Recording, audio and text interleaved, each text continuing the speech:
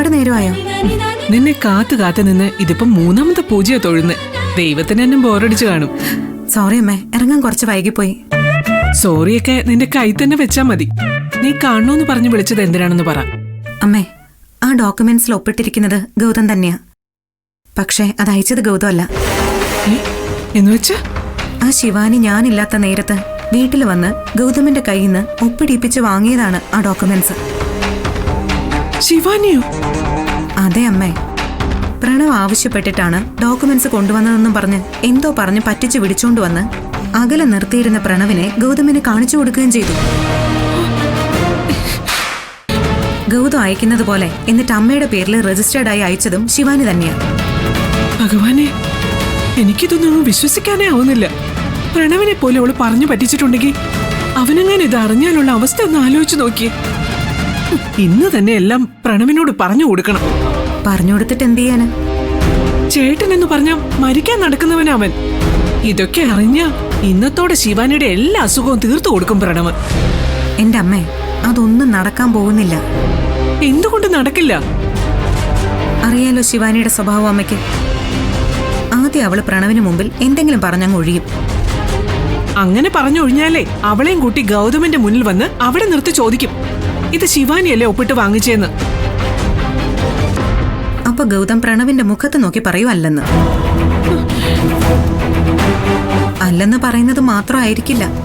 ഇപ്പോഴുള്ള ദേഷ്യത്തിന് ഒരു സ്വത്തും വേണ്ടെന്ന് തീരുമാനിച്ചത് ഞാൻ തന്നെയാണെന്നും അങ്ങനെ ഒരു രജിസ്റ്റേർഡ് അയച്ചത് ഞാനാണെന്നും ഗൗതം കയറി അങ്ങ് ഏൽക്കും. അങ്ങനെ ഗൗതം പറഞ്ഞ നമ്മൾ ആരായി? വീണ്ടും വെട്ടികളാവും. പിന്നെ നീ എന്ത് ചെയ്യണം നീ പറയുന്നത്? അവളെ കാണിച്ചു കൂട്ടുന്നതെല്ലാം സഹിച്ചോണ്ടിരിക്കണം എന്നാണോ? പ്രണവ് പറഞ്ഞിട്ടാണെന്ന് പറഞ്ഞ് അങ്ങനെ ഒരു ഡോക്യുമെന്റുമായി വന്ന് ഒപ്പിട്ട് വാങ്ങിക്കുമ്പോ പാവം എന്റെ മോൻ എന്തുമാത്രം വിഷമിച്ചു കാണും.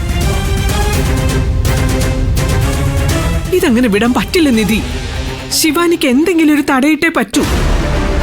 ശിവാനിക്ക് തടയിടണമെങ്കിൽ അതിനൊരൊറ്റ വഴിയേ ഉള്ളൂ. അവള് പ്രഗ്നന്റ് ആണെന്ന് പറഞ്ഞത് കള്ളമാണെന്ന് തെളിയിക്കണം. അതിനിപ്പോ അവള് പ്രഗ്നന്റ് അല്ല എന്നതിന് എന്താ ഉറപ്പ്? എനിക്ക് അക്കാര്യത്തിൽ അവളെ അവിശ്വാസമൊന്നുമില്ല. ഏതെങ്കിലും ഒരു പെണ്ണ് പ്രഗ്നന്റ് ആണെന്ന് വെറുതെ കള്ളം പറയൂ? ഏതെങ്കിലും പെണ്ണ് പറയില്ലായിരിക്കാം, പക്ഷേ ശിവാനി പറയും. അമ്മയ്ക്കറിയാലോ, ഞാൻ വെറുതെ ഒന്നും പറയാറില്ല. പ്രഗ്നന്റ് ആണെന്ന് അവള് കള്ളം പറയുന്നത് കൊണ്ട് മാത്രമാണ് പ്രണവ് പോലും അവളെ ഒന്നും ചെയ്യാത്തത്. ഒരുപക്ഷെ നീ പറയുന്നത് ശരിയാണെന്ന് തന്നെ വെച്ചോ. പക്ഷെ അത് നമ്മൾ എങ്ങനെ തെളിയിക്കും?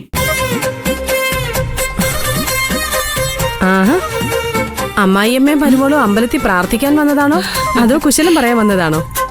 ആ, നിധിക്ക് ഓർമ്മയുണ്ടല്ലേ? എനിക്കങ്ങോട്ട് ഓർമ്മ കാണില്ലേ? വിവാഹത്തിന് കണ്ടതല്ലേ? അന്നത്തെ തിരക്കിൽ മറന്നുപോയി കാണും. നിധി, ഇതെന്റെ അനിയത്തിയാണ് സുജാത. ആള് വലിയ ഗൈനക്കോളജിസ്റ്റ് ഒക്കെ. ആ, അല്ല, അമ്പലത്തിൽ വരാനും പ്രാർത്ഥിക്കാനും ഒക്കെ സമയമുണ്ടോ ഡോക്ടർക്ക്? ഒരു വിശേഷമുണ്ട് ചേച്ചി. ശ്രുതിമോളുടെ കല്യാണം ആണോ? അവളുടെ പഠിത്തമൊക്കെ കഴിഞ്ഞോ? മെഡിസിൻ കഴിഞ്ഞു. പയ്യൻ ഡോക്ടർ. നല്ലൊരു ആലോചന വന്നപ്പോ അതങ്ങ് നടത്താൻ തീരുമാനിച്ചു. നന്നായി. കേട്ടോ നിധി, മദേഴ്സ് മെറ്റേണിറ്റി ഹോസ്പിറ്റലില്ലേ, അവിടുത്തെ മെയിൻ ഡോക്ടറാ സുജാത. ചേച്ചി, നാളെ രാവിലെ ഒരു 10 മണിയൊക്കെ ആവുമ്പോ ഞാൻ വീട്ടിലേക്ക് വരാം. എല്ലാവരും ഇവിടെ കാണില്ലേ? നാളെ ക്ഷണിച്ചു തുടങ്ങുന്നതേ ഉള്ളൂ. ഞാൻ ഈ കല്യാണക്കുറി ഒന്ന് പൂജിച്ചു വാങ്ങട്ടെ. എങ്കിൽ സമയം കളയണ്ട, വേഗം ചെല്ല് ചെല്ല്.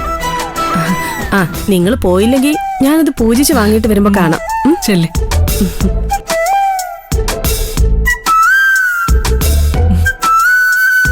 നീ എന്തേ ആലോചിക്കുന്നേ? അല്ല, ഈ ഡോക്ടർ അമ്മയുടെ അനിയത്തിയാണെന്നല്ലേ പറഞ്ഞത്? ആ, അടുത്ത ബന്ധുവാണ്. നാളെ ഡോക്ടർ കല്യാണം വിളിക്കാനായി രാവിലെ വീട്ടിലേക്ക് വരും. എങ്കിൽ പിന്നെ ഈ ഡോക്ടറെ കൊണ്ട് ശിവാനി ഒന്ന് ചെക്കപ്പ് ചെയ്താലോ? അത് കൊള്ളാലോ. എന്തായാലും സുജാത എന്നോട് കള്ളം പറയില്ല. ശിവാനിയുടെ വലയിൽ വീഴുകയില്ല. അവളുടെ പ്രഗ്നൻസി കള്ളമാണോ സത്യമാണെന്ന് നാളെ തന്നെ തെളിയിക്കാം. അതിൽ തെളിയിക്കാനൊന്നും ഇല്ലമ്മേ. സുജാത ഡോക്ടർ നാളെ ചെക്ക് ചെയ്തിട്ട് പറയും ശിവാനിയുടെ വയറ്റിൽ ഇരട്ടക്കുട്ടികൾ പോയിട്ട് ഒരു കുഞ്ഞു പോലും ഇല്ലെന്ന്. അമ്മ നോക്കിക്കും.